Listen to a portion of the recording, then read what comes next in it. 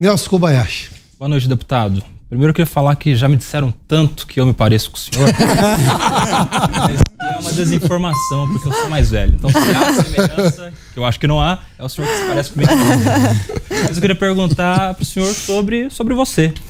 Apesar de ser um assunto pessoal, o senhor tem tratado disso publicamente, por isso que eu tomo a liberdade de falar sobre isso, que o senhor tem enfrentado uma depressão, já se recuperando desde o falecimento do seu pai. Eu queria perguntar se o senhor está bem e o que tem te ajudado nisso e se isso já tem impactado na sua criatividade política para políticas públicas de saúde mental, projeto de lei, alguma coisa que possa refletir para a sociedade. Obrigado, muito obrigado pela pergunta.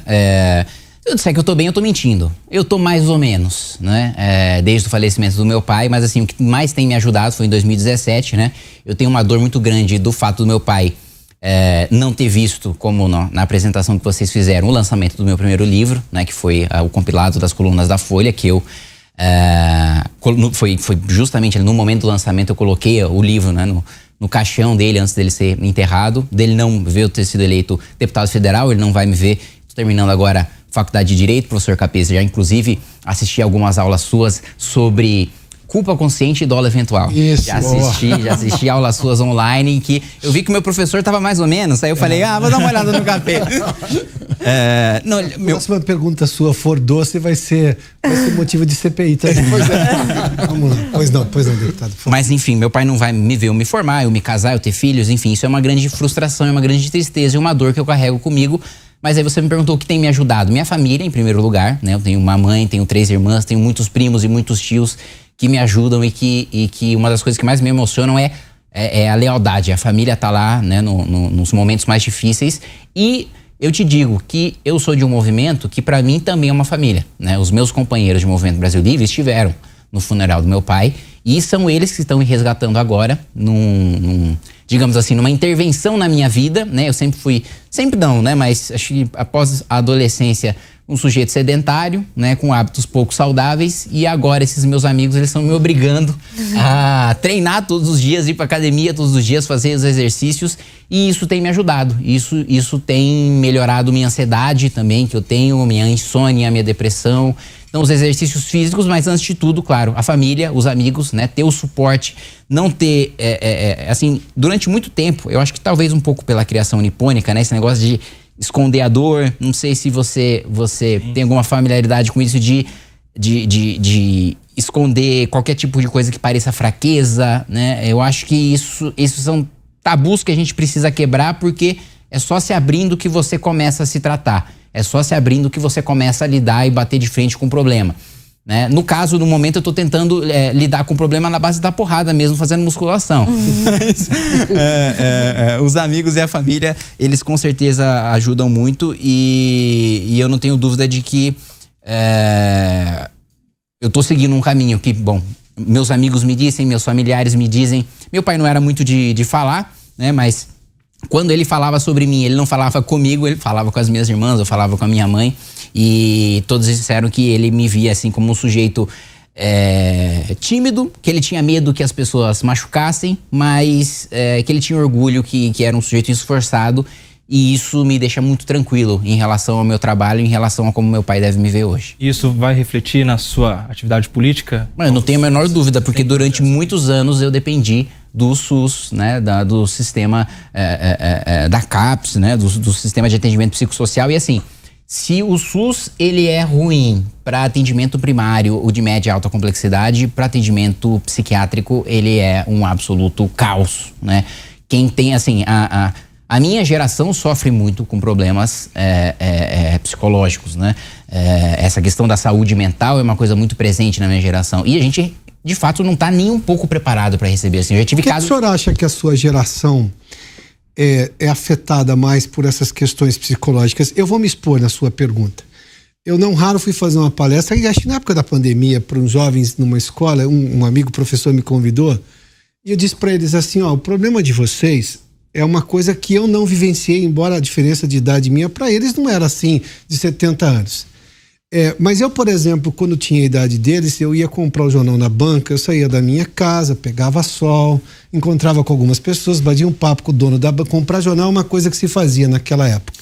Aí tinha uma notícia de uma tragédia. Tudo bem, olhava, comentava ali com o dono da banca, voltava, via mais pessoas, mais sol, chegava em casa, comentava com meu pai e com a minha mãe.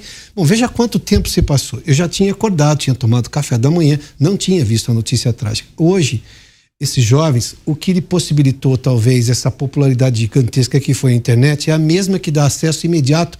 O sujeito mal acordou, ele abre a internet e tem vídeos com requintes de crueldade do tudo que aconteceu. Ou seja, sem filtro nenhum praticamente, porque aí é uma outra questão que a gente pode discutir depois.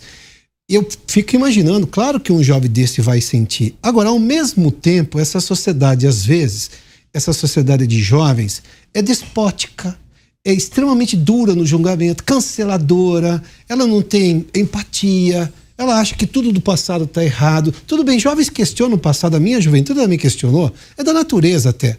Agora, eu nunca quis cancelar o passado.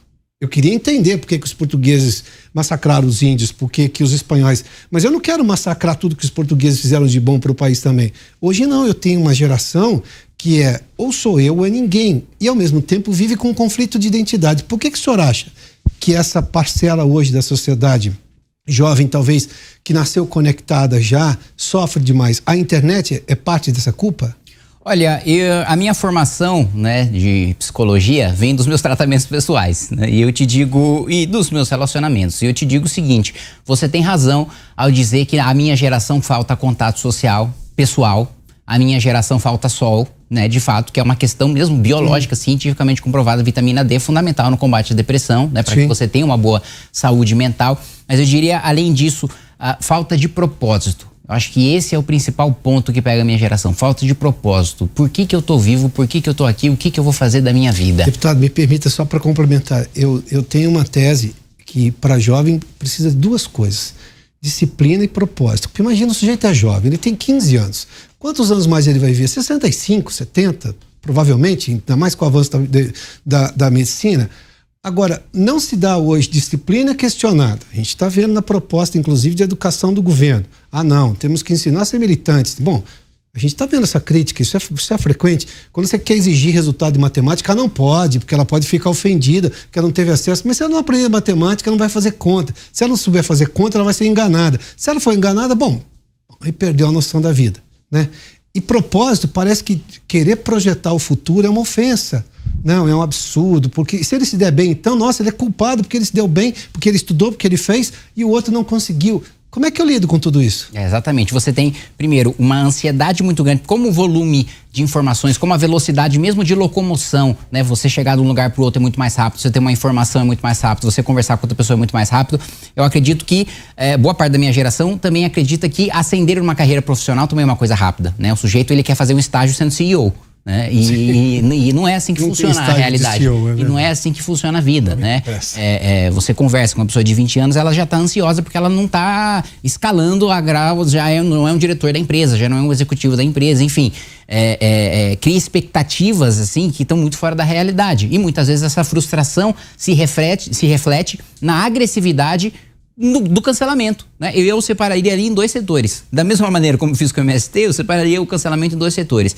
Eu acho que há, sim, uma massa de pessoas frustradas que querem mascarar aquela frustração na forma de raiva, na forma de... E isso existe, o Pondé fala muito bem sobre isso, Luiz Felipe Pondé, desde a era medieval, né? O negócio do linchamento público, né? Uma maneira de você pegar a sua desgraça pessoal, o que há de pior em você, e descontar aquilo numa outra pessoa que não tem absolutamente nada a ver com a miséria espiritual que você está vivendo. Ao mesmo tempo, você tem o politicamente correto, que está diretamente ligado ao cancelamento, que é uma arma política, é um instrumento de destruição política e não é um instrumento de proteção de minoria. Isso precisa ficar muito ressaltado. Não é sobre o que se fala, mas é sobre quem fala. Então o Lula pode agradecer aos 350 anos de escravidão. O Lula pode falar que parou de assistir a Copa Feminina na metade porque tinha muita mulher. Ele não é machista, ele não é racista. Se fosse qualquer pessoa de direita, esse sujeito, eu não tenho a menor dúvida, já estava no Jornal Nacional, na PGR, né, sendo denunciado. Então, e no inquérito do fim do mundo, se bobear. Exatamente. Então, o cancelamento, ele ganhou até vias institucionais de se manifestar, né? E com lideranças que manipulam essa massa de pessoas frustradas justamente porque não conseguem destruir o seu adversário ou derrotar o seu adversário no campo das ideias, no campo do debate político, no campo da proposta. Então elas precisam transformar o adversário delas num monstro, porque você não debate com um monstro. Você mata o monstro, você prende o monstro, você acaba com o monstro. E é assim, tentando transformar a pessoa num monstro que muitas vezes as esquerdas, né, destroem seus adversários, né, e fazem parecer que são monstros porque discordam de uma política pública. Um exemplo muito recente que nós tivemos, inclusive, você entrevistou aqui o governador Eduardo Leite, né? Era uma política pública, escola cívico-militar, não tinha absolutamente nada a ver com racismo, machismo, homofobia, era uma decisão sobre política pública de educação. Ele tomou a decisão de manter a escola cívico-militar e sofreu um ataque homofóbico do Jean Willis. E foi chamado de homofóbico pelo Jean Willis, foi transformado num monstro porque decidiu manter a escola cívico-militar. Você não é capaz de argumentar, olha, a escola cívico-militar, você pode fazer críticas à escola cívico-militar. Claro. Ela custa demais, não tem escala. Mas elas custam menos e são mais eficientes. O resultado não tá indo bem. Você vai discutir no mérito. Só que aí quando você não consegue discutir no mérito, aí você tem que demonizar a pessoa. Fala pessoal, o negócio é o seguinte, é fundamental que você se inscreva no Clube MBL para receber os bastidores de Brasília antes dos veículos de imprensa. Você vai saber o que acontece no judiciário, no executivo, no legislativo, antes de qualquer pessoa e vai ter acesso a todos os nossos documentários, mini documentários e votações internas do MBL. É só clicar aqui no link que você vai conseguir assinar.